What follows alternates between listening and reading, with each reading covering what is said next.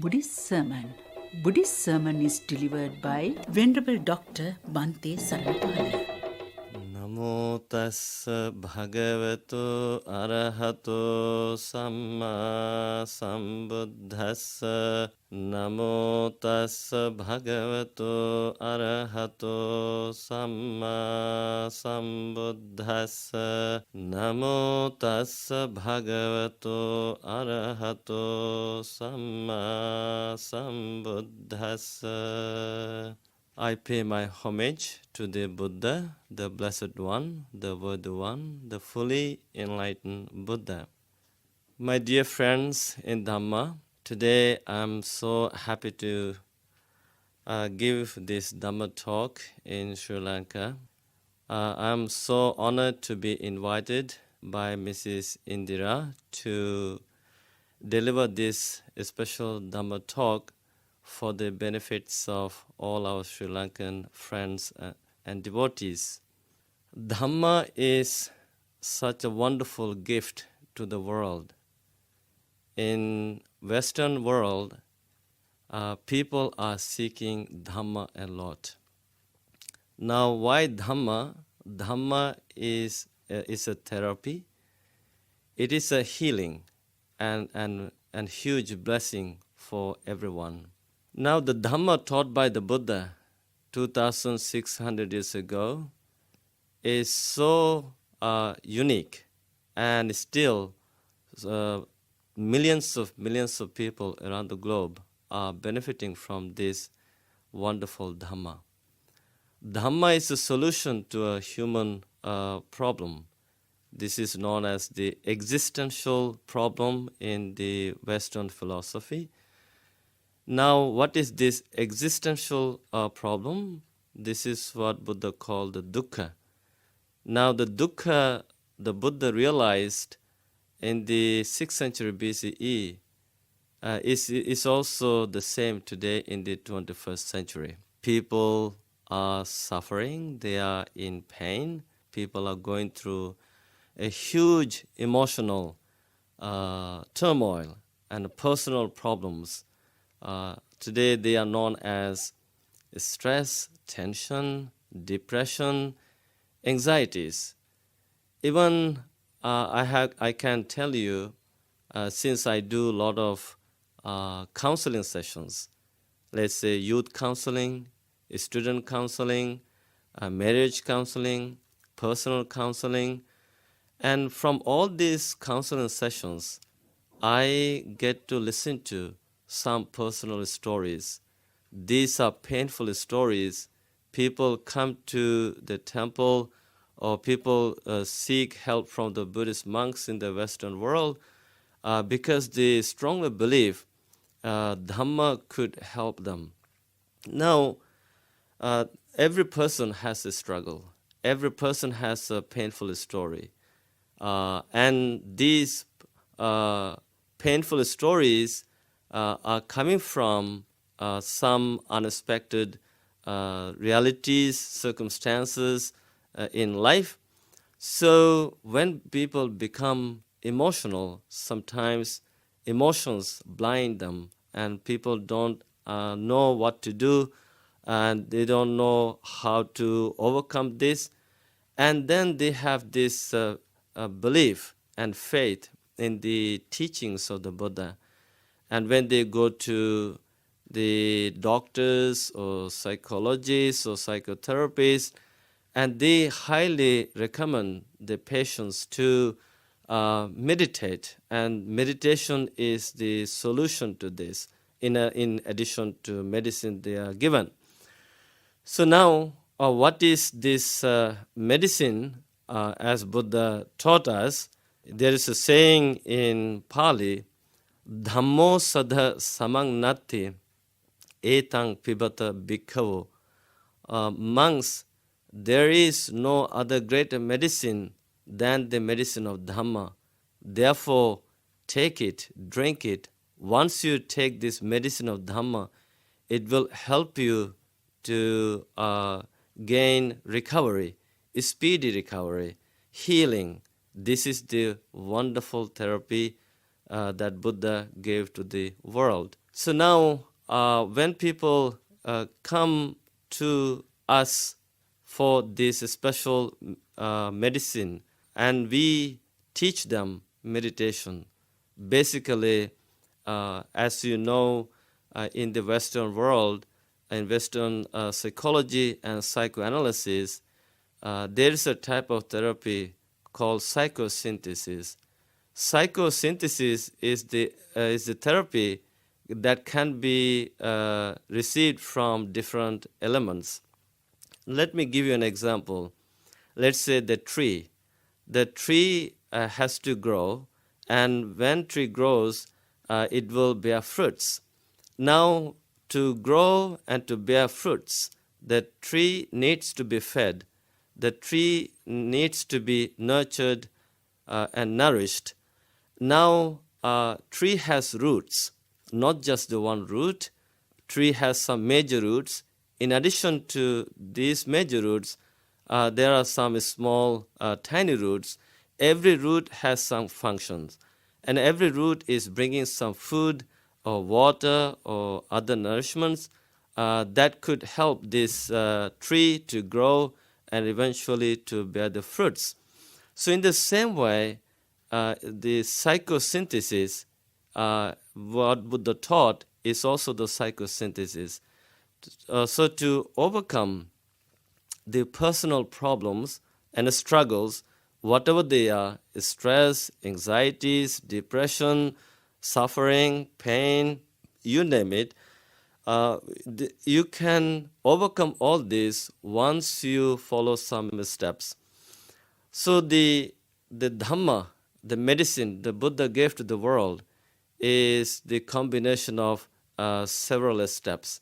Now, let's say when we talk about the Noble Eightfold Path, Noble Eightfold Path has 8 factors. Each factor has a function. Each factor is a therapy for a particular problem that people have. So when we talk about this Samma Ditti or Samma Sankappa, Samma Vacha, Samma Kammanta, Samma Ajiva, Samma Vayama, Samma Sati, Samma Samadhi, the right view or perspective, right intention or right thought, right speech, right action, right livelihood, right effort, right mindfulness, and right concentration.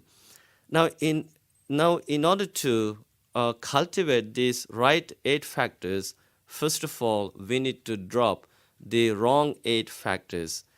Wrong 8 factors are the main factors that create problems in our life. This is what we need to understand. So, wrong, let's say, Miccha Ditti, Miccha Sankappa, Miccha Vacha, Miccha Kammanta, Miccha Ajiva, Miccha Vayama, Miccha Sati, Miccha Samadhi.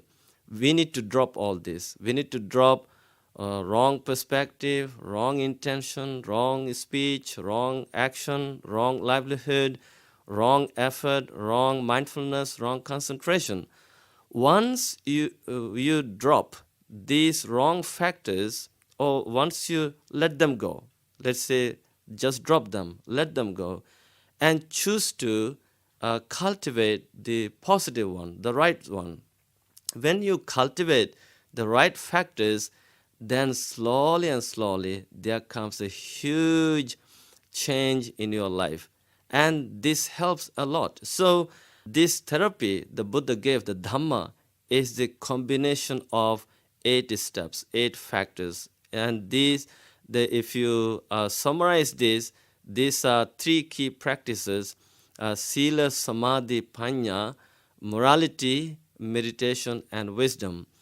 Morality is all about shunning the negative behavior, wrong behaviors, wrong conduct. And it is a way of cultivating the positive behavior, positive conduct. Once you let go the negative actions and cultivate the positive actions, and this helps us to recover from all the personal problems.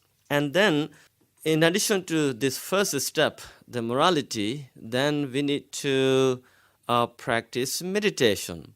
Although we shun the negative behaviors, but still mind holds on to all this. So this is why we practice meditation. The whole purpose of the meditation is to purify the mind, cleanse our mind and heart. But we need to understand in the Western world today, because of the popular meditation techniques, let's say mindfulness meditation is very popular in the Western world, and people highly recommend mindfulness meditation. People are seeking a temporary solution or remedy, therapy for their personal struggles. But one thing we need to understand, that meditation or bhavana is not just for the temporary solution. Dhamma is to bring the complete healing, the freedom from all personal struggles. So to do this, we need to practice meditation. We need to go deeper and deeper. We need to learn to purify our mind. And the whole purpose of this meditation is to let go all the negative mental images we are holding on to.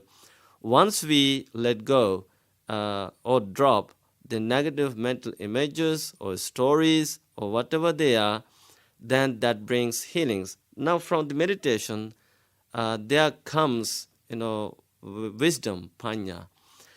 Now, what is the function of wisdom or panya? The function of the wisdom is to see the things as they really are.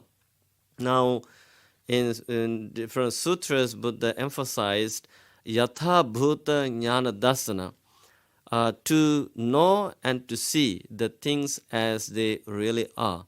Now, when you practice meditation, meditation helps you to see the true nature of existence. Now, what is the true nature of existence? It is the impermanence. It is the change, constant change. Now, do we understand this? Do we see this? Now, people don't see this. This is why they're struggling a lot in their life. So what we have to understand is to train ourselves, to train our mind through the practice of meditation. And what meditation does is it helps us to calm our mind. It helps us, our body to relax. It helps our mind to calm down.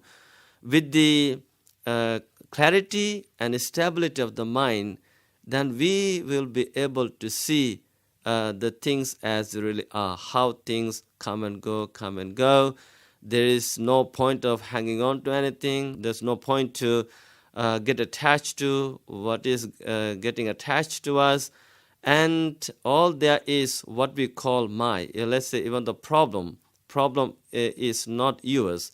Problem is not me, not mine, not myself. The emotional struggle we are going through is not me, not I, not myself.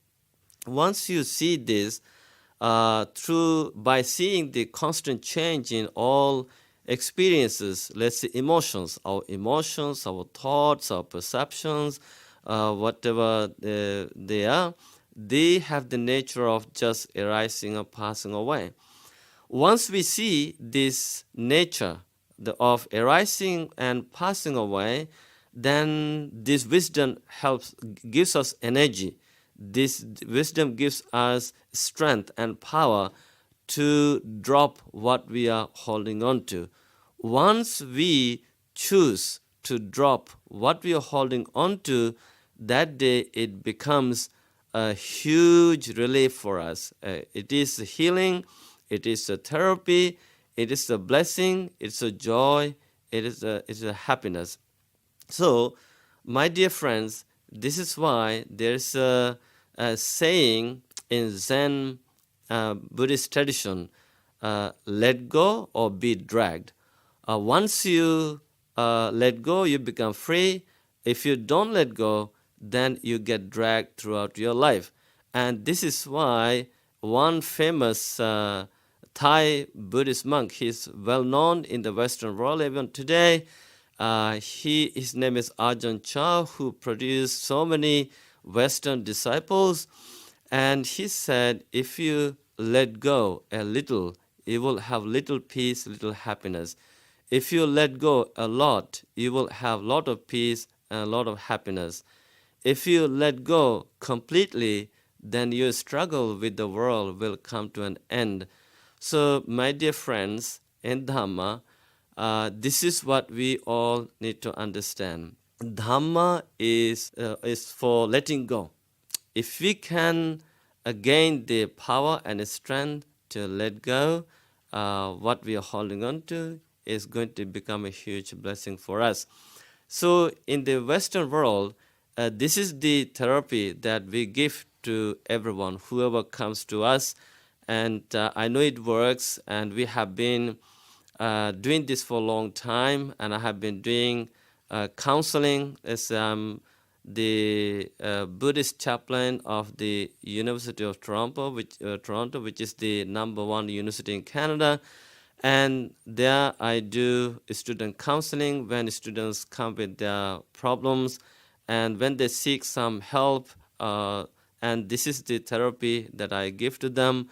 And also I have been doing conducting meditation sessions, doing a lot of public speaking throughout North America for last 20 years.